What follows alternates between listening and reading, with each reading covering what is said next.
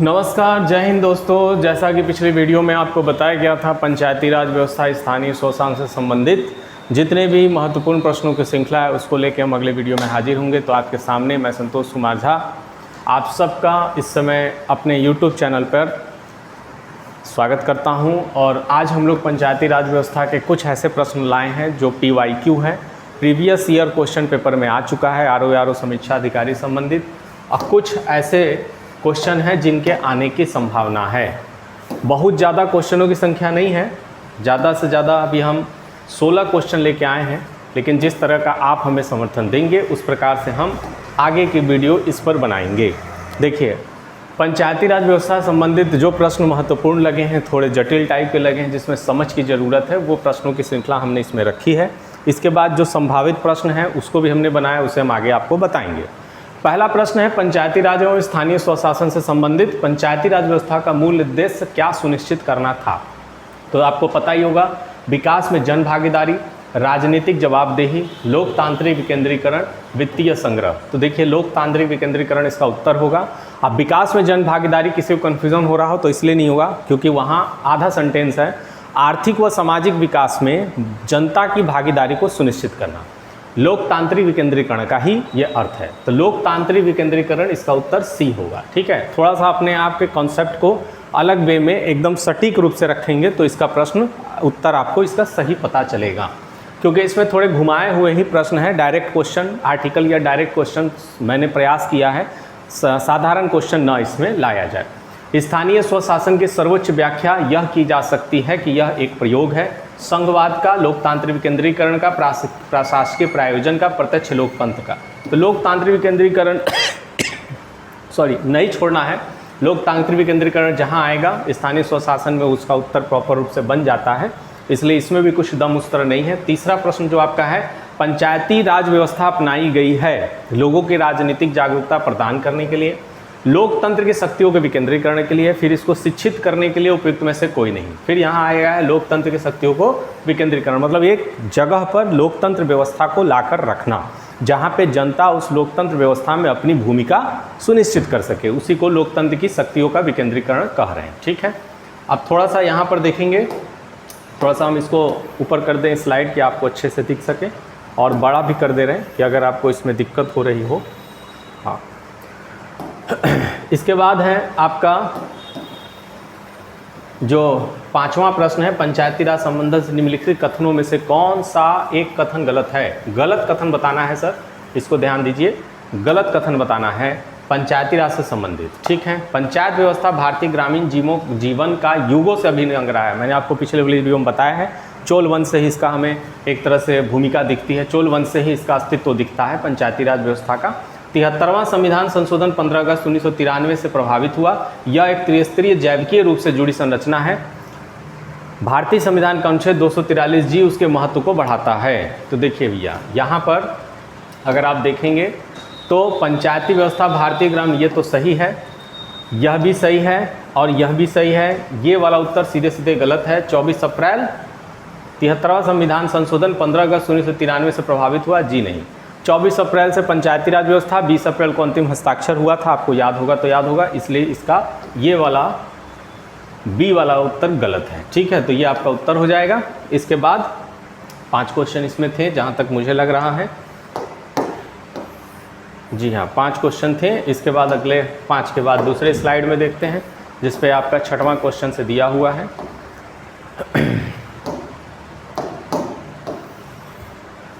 6वां question क्या कहता है, देखिए, ग्रामीण स्थानीय शासन का पंचायती राज नामांकन किस भारतीय नेता के सुझाव से हुआ। ठीक है, या सुझाव का परिणाम था। तो देखिए, महात्मा गांधी की पुस्तक थी my picture of free India, जिसमें उन्होंने ग्राम स्वराज की बात कही है। तो महात्मा गांधी से प्रेरित, महात्मा गांधी के ये एक उनकी चाहत थी कि वो किसी प्रकार से पंचायती राज व्यवस्था को भारतीय संविधान में शामिल कराएं। तो स्थानीय शासन का पंचायती राज में नामांकन अगर किसी नेता के सुझाव से हुआ है तो उसका उत्तर होगा डी, महात्मा गांधी। इसे याद रखिएगा, क्योंकि गांधीवाद की विचारधारा से प्रभावित है कहा जाता है पंचायती राज को, तो इसका उत्तर डी होगा। भारत में त्रिस्तरीय पंचायती राज व्यवस्था की सिफारिश किसने की थी? त्रिस्तरीय पूछ रहा है, ठीक है, तो बलवंत राय मेहता। त्रिस्तरीय, इस सब में प्रश्नों में देखिए दम नहीं है। इन सब प्रश्नों को तो मेरे हिसाब से आपको तुरंत देखते ही कर लेना चाहिए। स्थानीय स्वशासन के संदर्भ में राजकीय विकेंद्रीकरण आयोग, शाही आयोग जिसको कहा गया है, सुझाव निम्न में से क्या था? हाँ, पिछले प्रश्न में हम लोगों ने इसको देखा था पिछले वीडियो में, और इसे अच्छा क्वेश्चन आप कहेंगे 9 से। यहाँ से देखिए संभावित प्रश्नों की श्रृंखला है जो अभी आया नहीं है, जिसको हम लोगों ने बनाया है, तो हम साफ साफ बता दे रहे हैं, इसे तैयार कर रखिए। स्थानीय स्वशासन के संबंध में राजकीय विकेंद्रीकरण आयोग, शाही आयोग का सुझाव निम्न में से क्या था? स्थानीय स्वशासन में वित्तीय संसाधन उपलब्ध कराना, वित्तीय संस्थाओं के विकास पर बल देना, स्थानीय स्वशासन के विषय को राज्य सूची में डालना, स्थानीय स्वशासन को हस्तांतरित विषय में रखना। जी नहीं, इसका उत्तर होगा वित्तीय संस्थाओं के विकास पर बल देना है। यही सुझाव दिया था शाही आयोग ने। आप जब पिछले वीडियो में पढ़ेंगे तो आपको पता चलेगा, पिछले वीडियो से ही ये प्रश्न आया हुआ है। उसके बाद 10वां प्रश्न है, सामुदायिक विकास कार्यक्रम का पहला कार्यक्रम का नाम क्या था? ठीक है, ये भी आपको पिछले वीडियो में मिल जाएगा। राष्ट्रीय प्रसार सेवा, ठीक है, सामुदायिक सेवा ये नहीं है, सामाजिक व आर्थिक संचय सेवा ये भी नहीं है, या कोई नहीं, इसमें क्या है, राष्ट्रीय प्रसार सेवा। फोर्स फाउंडेशन की सहायता से पहला कार्यक्रम ये शुरू किया गया था। ठीक है, तो यहाँ तक हम लोगों ने 10 कर लिया है। बहुत बड़ा वीडियो हम बनाना भी नहीं चाह रहे हैं इस पर, इसीलिए आपसे थोड़ी थोड़ी, और प्रश्नों में उतना दम भी नहीं कि इस पर ज़्यादा डिस्कशन किया जाए, इसलिए थोड़ा सा हमारी स्पीड आपको लग रही होगी कि थोड़ी तेज़ है। लेकिन हमें आशा है कि जो ये कर रहे होंगे क्वेश्चन, उन पुरानी वीडियो को देखा होगा तो उनको भी बड़ा आसान लग रहा होगा। भारतीय संविधान में पंचायती राज व्यवस्था से संबंधित राज्य वित्त आयोग के बारे में प्रावधान है। कौन से आर्टिकल में आपको बताना है राज्य वित्त आयोग के बारे में प्रावधान है? ठीक है, राज्य वित्त आयोग, तो देखिए 243F में नहीं है, 243E में नहीं है, एक में कार्यकाल है, ठीक है, और एक में सदस्यों की अयोग्यता है, सदस्यों की अयोग्यता। तो ये दोनों तो ऑप्शन से बाहर हो गए, बचा 243 के, तो ये इसका उत्तर है। आप आर्टिकल एकदम याद कर लीजिएगा, 243 से लेकर 243O तक। निम्न में से किस समिति ने अपनी सिफारिश पर मंडल स्तर पर मंडल पंचायत का सुझाव दिया था? तो बलवंत राय मेहता समिति नहीं है, अशोक मेहता समिति इसका उत्तर होगा। अशोक मेहता समिति ने, आपको याद होगा, तो द्विस्तरीय पंचायती राज व्यवस्था का सिफारिश किया था, उसमें एक था मंडल स्तर पर मंडल पंचायत। ठीक है, इसके बाद क्वेश्चन नंबर 13 है, गैर दलीय आधार पर पंचायतों के चुनाव नियमित रूप से होना चाहिए, यह सुझाव किस समिति ने दिया था? GV राव समिति? जी नहीं, ये 4 स्तरीय बताए थे। पीकन थुग्गन समिति, तत्काल रूप से संवैधानिक दर्जा दिया जाए पंचायती राज व्यवस्था को, इनकी सिफारिश ये थी। एलम सिंघवी समिति इसका उत्तर होगा। एलम सिंघवी समिति दूसरा पार्ट में आप वीडियो में देखेंगे तो ये आपको बताया गया है। ठीक है, इसके बाद आगे चलते हैं और क्वेश्चन नंबर 14 देखते हैं। निम्न में से कौन सा सुझाव डॉक्टर LM सिंघवी समिति के द्वारा दिया गया था? नहीं दिया गया था, ये पूछ रहा है, नहीं दिया गया था। ठीक है, न्याय पंचायत होना चाहिए, ग्राम न्यायालय की व्यवस्था, ये तो बताया गया था। ग्राम न्यायालय ये भी बताया गया था। वित्तीय संसाधन ये भी बताया गया था। पंचायतों को तत्काल संवैधानिक दर्जा, पीके थुग्गन समिति। ठीक है, तो इसका उत्तर डी होगा, इसे याद रखिएगा। 15वां प्रश्न बहुत ही आसान है, BN गाडविल समिति। BN गाडविल समिति की रूपरेखा किसने तैयार की थी? पीके थुग्गन समिति ने तैयार की थी। ठीक है, सिंघवी समिति नहीं, अशोक मेहता नहीं, पीके थुग्गन समिति ने तैयार की थी रूपरेखा। और आधुनिक रूप से पंचायती राज व्यवस्था का आधुनिक रूप देने वाला BN गाडविल समिति था, इसे याद रखिएगा। ठीक है, लास्ट प्रश्न आपका बचा है जो कि 16वां प्रश्न है। अच्छा, 15 ही प्रश्न है इसमें लग रहा है, होना तो चाहिए 15, 16वां भी प्रश्न होना चाहिए। जी, 16 प्रश्न है, 16वां भी प्रश्न है, इसको भी हम लोग देख लेते हैं।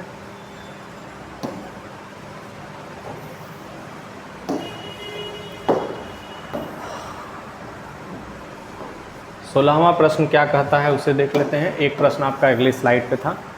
72वें संविधान संशोधन में प्रवर समिति, अच्छा यहाँ पे पूवर समिति हो गया है, प्रवर समिति होना चाहिए। प्रवर समिति का गठन किया गया था, जिसके अध्यक्ष का नाम बताना है।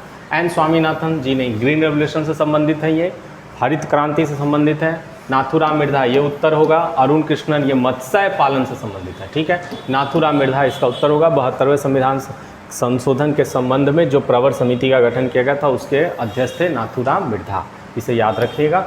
अब इसी प्रकार के प्रश्नों की श्रृंखला जितने तेज़ी से मैंने एक्सप्लेन किया है, जहाँ जो एक्सप्लेन करने वाली बातें होंगी, नई चीज़ें होंगी, वहाँ पे एक्सप्लेन करता हुआ चलूँगा आपके साथ। अब इस वीडियो के बाद आप जिस तरह का सपोर्ट, जिस तरह का समर्थन, जिस तरह का प्रेम और स्नेह दिखाएंगे, उसके हिसाब से हम 25-30 के स्लाइड्स में वीडियोस के MCQ लेके आएंगे, जो आपके लिए MCQ आपके इस समय के आगामी आने वाले परीक्षा BPSC और RO के लिए बहुत ही उपयोगी साबित हो सकते हैं। फिर नए वीडियो में मिलते हैं, तब तक के लिए आप लोग अपने संघर्ष, अपनी तैयारी में लगे रहिए। तब तक के लिए नमस्कार, धन्यवाद।